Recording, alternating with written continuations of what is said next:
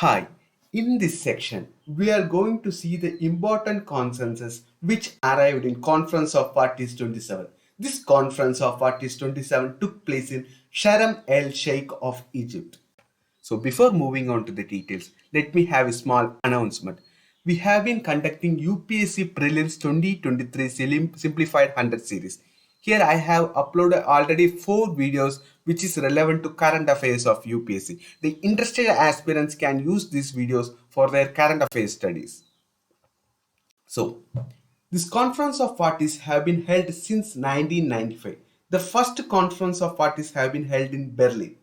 The basement of conference of parties have been held in Rio, which is also known as Rio Summit or Earth Summit. So one of the important conference of parties held in 1997 is Kyoto Protocol. Here, the protocol is the international treaty that aimed to reduce the emission of 6 greenhouse gases emission in 41 countries plus EU to 5.2% below 1990 levels which came to force. Here the important thing is these 41 countries are developed countries, right? After that, there has been many treaty like Marrakesh Accords, MOP1 Montreal, COP13 Bali Roadmap. This one is important. Then Copenhagen Accord, then Doha in 2012, then Warsaw, then Lima call for action, then Paris Agreement. This is very important. COP21 Summit, legally binding treaty to limit global warming to below 2 degrees Celsius. That is to pre-industrial level, preferably to 1.5 degrees Celsius. Then finally, 2021 COP26 that is held in Glasgow, UK. So in COP27, they have arrived in a consensus for implementing the loss and damage fund. So, what is loss and damage fund? Loss and damage fund refers to cost that rich and developed countries who are majorly responsible for the industrial emissions since early ages, means since 1850 or from 1750, that polluted the environment should pay to the poorer nations that have made negligible contribution to the pollution but are more vulnerable to the extreme climate events. So I hope you understood this statement. From early 1750s, countries like United States and Western nations have been polluting the environment from 1750s or 1850s.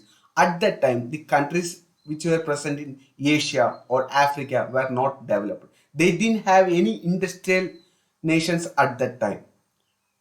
But at that time itself, these countries in Europe as well as America were polluting the environment. And when we see the cumulative pollution from all these countries, these Europe as well as the American countries top the list. So they should pay the loss and damage for the smaller countries which have a negligible proportion in compared to the developed countries.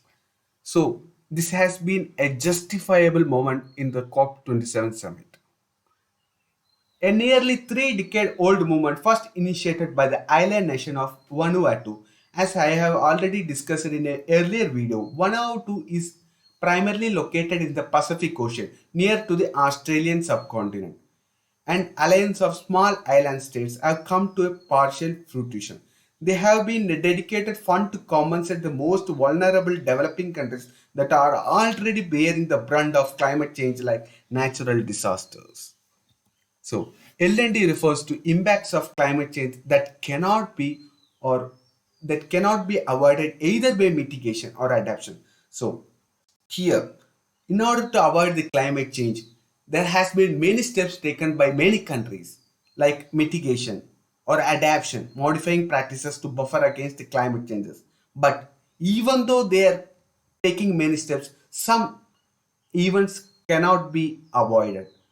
So, in these circumstances, for those unavoidable circumstances, there has to be some mechanism to solve this problem, and this mechanism is known as loss and damage fund. They also include not only economic damage to the property but also loss of livelihoods and the destruction of biodiversity and the sites that have cultural importance. This broadens the scope of affected nations to claim compensation. while this has been a nominal commitments, while there have been nominal commitments by Scotland and Wallonia to donate such a fund, the estimated L&D is already over 500 billion. It means the actual amount for loss and damage have already surpassed 500 billions. It has gone more than 500 billions. So if countries are going to supplement for L&D, it has to allocate a fund collectively more than 500 billions. I think United States have more than 1 trillion when they commit to give for L&D funds. Such a large amount of pollution they have done to this environment. During negotiations this year, the European Union pressed hard for China, the Arab states, and largely developing states that include India to contribute on the grounds that they were large emitters. But this has been a largely unjustifiable matter because the European nations, you know that the industrial revolution took place around 1850s, right? So they have been polluting from 1850s, but the developing countries like China, Arab states, and India, they have been emitting after 1950s. They got independence around 1947. Arab nations got independence around 1970s. So where is the justification here, right? So, history of the demand at the heart. The demand for compensation for loss and damage from the climate disasters is an extension of universally acknowledged polluter pays. So, this is one of the main agenda of Kyoto Protocol itself. In Kyoto Protocol, they said that only developed nations have to pay because the developed nations are emitting largely. So this is one of, according to Kyoto Protocol, polluter pays principle that makes the polluter liable for paying not just for cost of remedial action but also for compensating the victims of the environmental damage caused by their actions. In the climate change framework, the burden of responsibility falls on the rich countries that have contributed most of the greenhouse gases since 1850, generally considered to be the beginning of industrial age. So, this is one of the data of the carbon emissions since 1750 cumulatively. So when you see the cumulative emission data of carbon emissions from countries, you can see who is the lead running state. It is United States of America. And next state is former Soviet Union. And third one is China. Fourth is Germany. Fifth is United Kingdom. Even a small country like United Kingdom comes on the fifth spot. See, then Japan, sixth state, then France, then India. India comes under the eighth rank. So you can see this is a big nation, but comes under the eighth nation. So you can see the cumulative accumulation of CO2 since 1750, right? This data has been taken since 2010. So during these mechanisms, in 1994, there came an agreement known as Warsaw International Mechanism. The UN Framework Convention on UNFCCC, the 1994 international agreement that lays down the broad principle of global effort to fight climate change, acknowledges the differentiated responsibility of nations. It makes it clear that rich nations must provide both the finance as well as technology to the developing nations to help tackle climate change. However, the UNFCCC does not mention the loss and the damage. So you can understand in 1994 there came an agreement. Here they said that the rich countries should provide both finance as well as technology to the developing as well as underdeveloped nation to tackle the climate change. They have said only the technology and the finance for developing new technological advancement for tackling the climate change, but they have not said anything about the loss as well as the damage fund. It means they have not said anything about the already the problems that have been faced by these countries due to the climate change. They have not said anything about it. In 2009, the developed countries agreed to provide 100 billion US dollars every year from 2020 to help developing nations fight climate change. However, they have not given anything about this thing, about this promise, because you know that at that time they have been suffering from corona, so they are not able to give anything about this promise.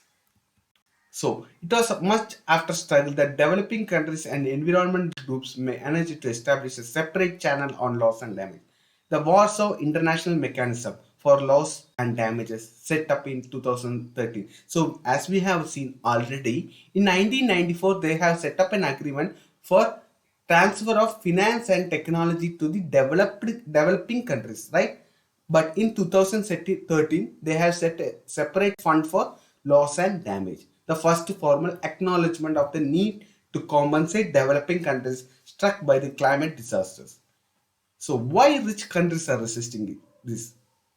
So this has been a long fight between the developing countries as well as the developed countries. And rich countries are resisting this. Let us see into the details why they are resisting this.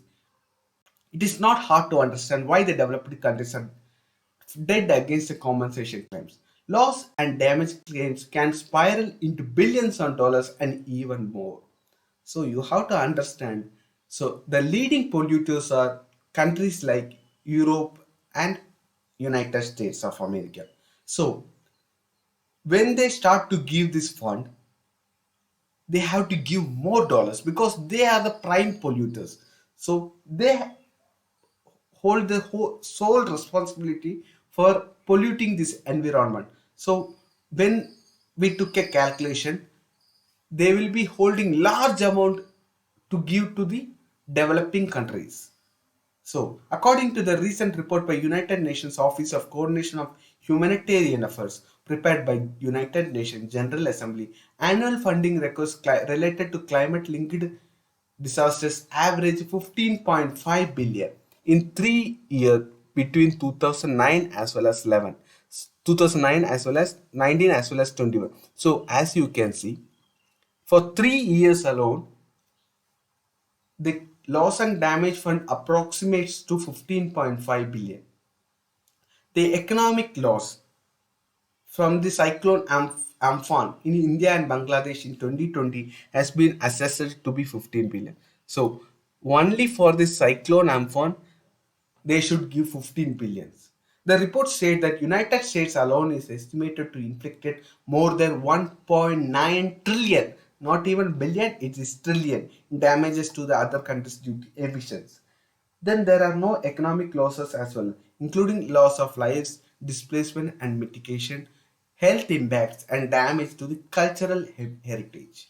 However, a few countries have made small funding commitments for the loss and damage. As we have already discussed, Belgian region of Wallonia, Scotland and Denmark. So few countries have realized their mistakes and they have set up a few funds for the loss and damage of the properties in the developing countries. So, what are the challenges? There are practical difficulties in estimating how much a country have actually suffered. Yeah, there is no proper calculation how much amount a country should give from from a developed country to a developing country. There is no proper calculation.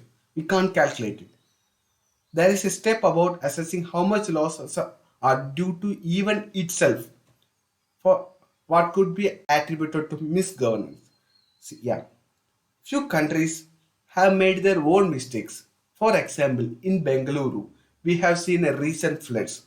These recent floods are due to improper planning in their town planning or in urban planning. So only this recent flood we have seen in Bengaluru.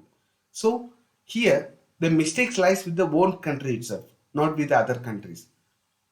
So here there is a confusion from where the loss and damage fund has to be taken, from the own country itself or from the western nations. As you can see, the Bengaluru floods.